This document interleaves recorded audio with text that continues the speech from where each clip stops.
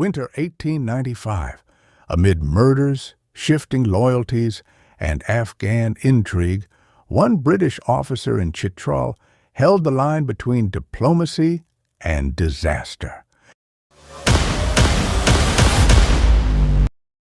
37 years earlier, he was one of a small group of British officers who, with detachments of the 14th Sikhs and the Raghunath Regiment of Kashmir Imperial Service Infantry, were besieged in Chitral Fort on the northwest frontier of India, and he was the last survivor of the Sikhs.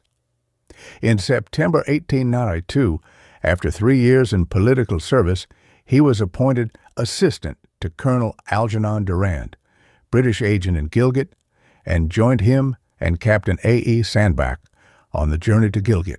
He later spent nearly 2 years in Hunza, Nagir, succeeding Captain Young Husband as assistant British agent, where he learned much from Humayun Beg, the exiled wazir of Hunza who had lived in Chitral, and was coached in languages by his clerk, Munshi Sher Mohammed. On 3rd of August 1892, Mehtar Aman-ul-Mulk, the Lut Mehtar of Chitral, died, leaving the aristocracy discontented, many favoring his exiled brother Sher Afzal against his numerous sons. Suspicion also arose from land settlement operations in Gilgit, which some feared would extend into Chitral. Chitral lay 150 miles north of Peshawar, bounded by the Hindu Kush to the north and tribal districts to the south, its capital and fort both called Chitral. The state was mountainous with sparse population, limited cultivable land, and frequent discontent. Aman-ul-Mulk had distributed lands to trusted supporters, and when he died, those excluded supported Sher Afzal in hope of redistribution. Militarily, the country was difficult, with narrow tracks and dangerous gorges, such as the one between Chitral and Mastuj. The people were of mixed race and character, with the ruling Adamzadas distinct from the masses. The importance of Chitral lay in its frontier position, and since 1876 the British sought to secure its northern passes against Afghan influence.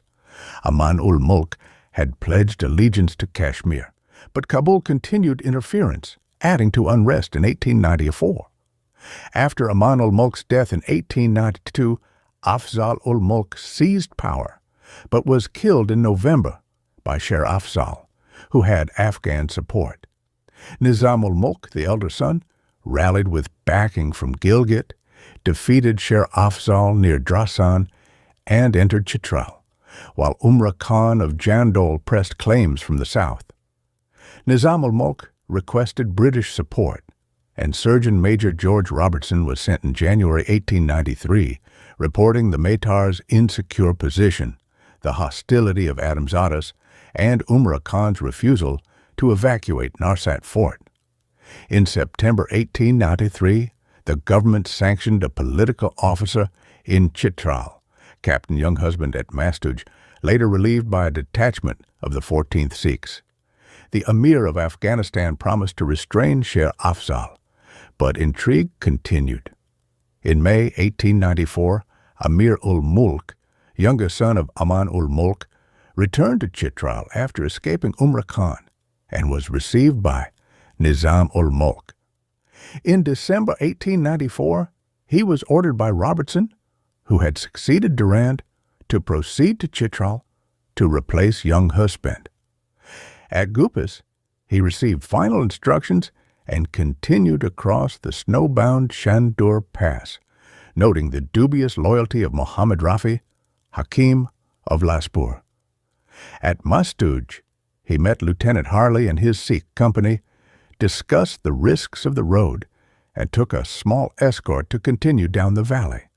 At Mori, he was told Nizam-ul-Mulk's position was insecure, that Sher Afzal's party was active, and that Afghans spread rumors of British annexation.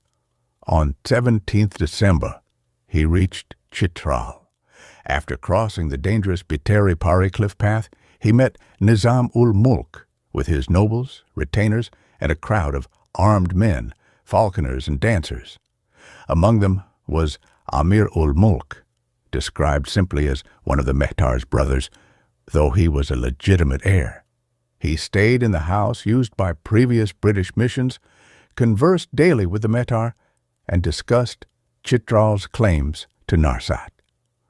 On the 1st January 1895, he left for a short hunting trip, but that evening received news that Nizam-ul-Mulk had been murdered by Amir-ul-Mulk during a hawking expedition near Braz, the fatal shot fired by a follower at Amir's signal. He returned by torchlight through the ravine to his quarters, where officials gathered, fearing for their lives. He refused to recognize Amir as Mehtar, sent urgent letters to Gilgit, Mastuj, and Nashagam, and summoned 50 more Sikhs from Mastuj. That night, Amir's deputation admitted the killing but pleaded self-defense and requested recognition, which he again refused. The next day, Amir himself arrived with followers, visibly nervous, clutching a rifle, and speaking little while his uncle pleaded his case. Again, recognition was denied, and he was told only behavior and restraint would determine British support. Supplies of grain and flour were collected urgently, paid for generously to encourage villagers.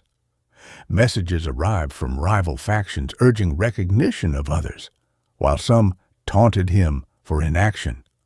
Through all, he maintained that only the government could decide. On 7th January, the 50 Sikhs arrived safely under Subadar Gurmukh Singh, whose tact had avoided trouble on the march. Their presence relieved immediate strain, though the crisis was far from resolved.